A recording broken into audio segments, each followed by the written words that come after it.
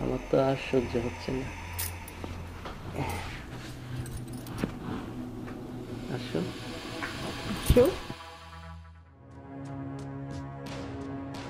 কিছুই ভাল লাগতেছে না। এত সময় লাগে আসতে। যদি কেউ চলে আসে, অস্থির হয়ে আসি আমি। হাই, কি খবর? হাই, কি খবর? এত সময় লাগছে আসতে? সময় তো একটু লাগবেই, রাস্তায় তো ট্রাফিক জ্যাম ছিল। জ্যাম ছিল তাহলে আগে বের হইতা। জানোই না ঢাকা শহরে জ্যাম থাকে। পরে কি খবর? যা, কথাই বলবো না। আহারে আমার সোনা পাখিটা, কি হয়েছে? লাভ করো কেন? রাগ করবো না। আমি যে রেডি টেডি হয়ে কোন সময় থেকে বসে আছি। আমি তো আসছি তো এখন। এখন তো সব কিছুই হবে, রাগ করার কি হয়েছে? শুনো না, তুমি না দেরি করছো, আমার তো মানে পড়ানটা ধরপড় করতেছে। যদি কেউ চলে আসতো কেউ তো। কি আসবে আর? তোমার হাজবেন্ড থাকে বিদেশে, আর আসবে কি? এই রুমে তো আমি আর তুমি, তাছাড়া আর কেউ তো এখানে আসবেই না। আজকে তোমারও অনেক সুন্দর লাগতেছে। সত্যি? তোমার মনে আছে যে মেলা থেকে আমরা চুড়ি কিনছিলাম? হ্যাঁ হ্যাঁ হ্যাঁ, চুড়িগুলা তোমারে তো আমি কিনে হাতে পরাইয়া দিছিলাম। খুব মানাইছে তোমার শাড়িটার সাথে চুড়ি, হার। আজ তোমাকে একটু বেশি সুন্দর লাগতেছে। চাহ, তুমি না সবসময় এমন বলো। কি যে মনটা চাইতেছে বুঝাইতে পারতেছি না। তা বুঝাও। আরো আগে কেন এলাম না? চাহ। আরে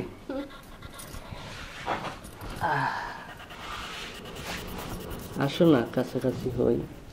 আসলাম তো। আমার তো আর সহ্য হচ্ছে না। আসো। শু।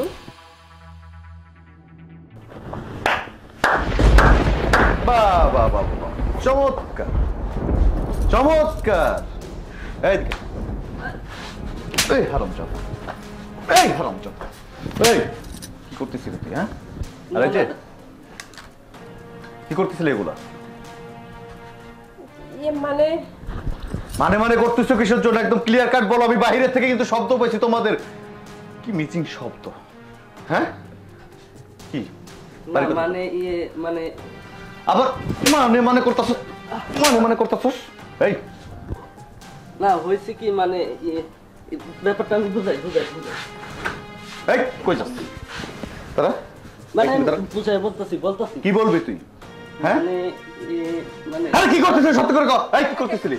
কথা বলতেছিলাম। কথা বলতেছিলি? হ্যাঁ, এইভাবে গায়ের উপরে ব্যাঙের মতো চার পা হাত পা সরাই দিয়ে গায়ের উপর শুয়ে কথা বলতেছিলি? না মানে একটু কোমরটা ব্যথা ছিল তাই। কোমরটা ব্যথা ছিল? হ্যাঁ। কোমরটা ব্যথা ছিল কি? হ্যাঁ তাই। তোর কোমর ব্যথা করতেছিল, ডাক্তারের কাছে যাইতে পারস নাই, তেল মালিশ করতে পারস নাই, অন্য একটা পর পুরুষ নিয়ে ঘরের মধ্যে মালিশ করতেছিলি, গায়ের পর উপরে শোয়াই নিয়ে মালিশ করতেছিলি। খুব মজা লাগতেছিল তাই না?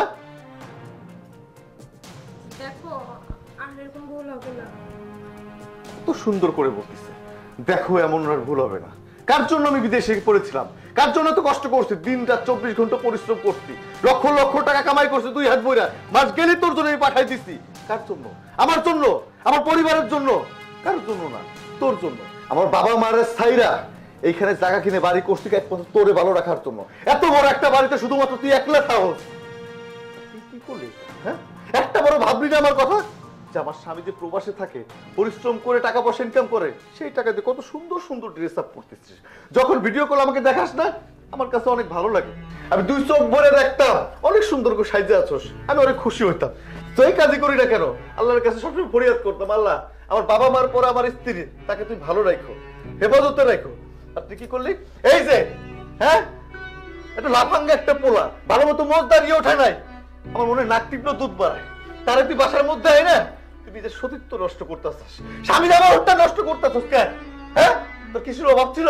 আমার বলতিস তুই, আমি তোকে বিদেশে চলে যেতাম, বিদেশে থাকতাম না। বিদেশে গিয়ে কি কষ্ট বুঝোস?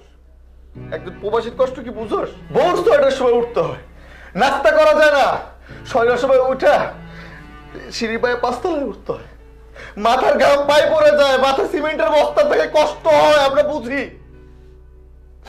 মাথার ঘাম যখন পায়ে পড়ে না, তখন ঘামের দিক তাকায় চিন্তা করি, এই বস্তা দিয়ে মাথার থেকে নামাই দেই, বাস খেলে বেতন পাবো না।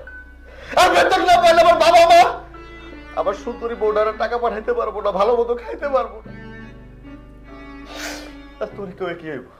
তুই বুঝবি না স্বামীর কষ্ট, প্রবাসীদের কষ্ট। এই তোর ঘরে বউ নাই? হ্যাঁ আছে।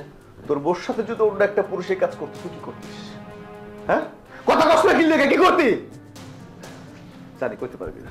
এই ফোন দে, তোর বউরে ফোন দে। না মানে একদম কিন্তু মাইরে ভাড়াবো, কিন্তু ফোন দিতে কইছে, ফোন দে। ফোন দেখে যায় দেখো।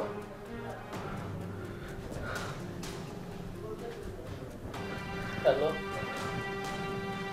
কই তুমি? এই যে 8 নাম্বার বললি 9 নাম্বার বাসায় আছে। না কিছু হয় নাই, আসো আসো আসো। আর সময় আছে। হ্যাঁ, নিজের একটু সুখ চা। বলতোই বলতো। এই কি হয়েছে, তুমি এই অবস্থা এখানে?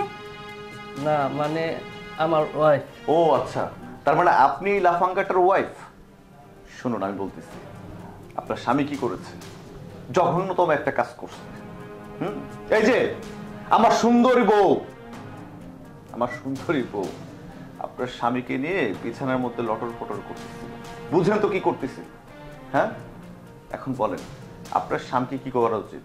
আচ্ছা, আপনাকে বলতে হবে না, আমি আপনার স্বামীকে বলতেছি, এই তুই আমার বউর সঙ্গে যেটা করছস না, তখন আমি তোর বউর সঙ্গে এটা করবো।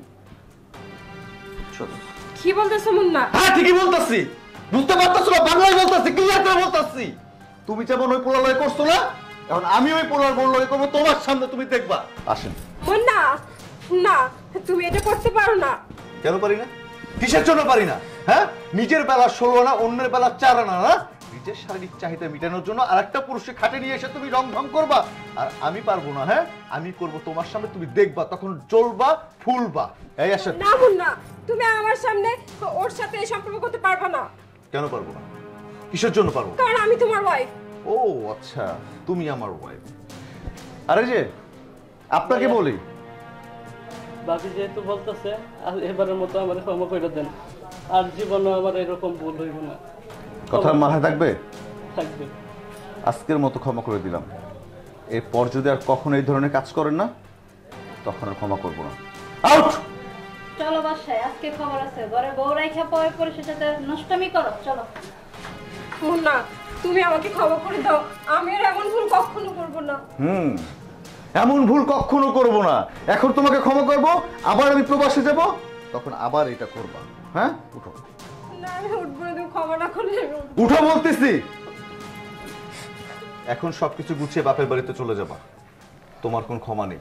যেই বউ স্বামীর সম্মানটা রাখতে পারে, যেই বউ স্বামীর আমানতটা খেয়ানত করতে পারে, সেই বউকে নিয়ে একই ছাদের নিচে আমার আর সংসার করা হবে না। প্লিজ প্লিজ প্লিজ আমাকে ক্ষমা করো, চলে যাও। আমার মাথা গরম হওয়ার আগে, নয়তো গায়ে হাত তুলতে বাধ্য হবো। প্লিজ যাও।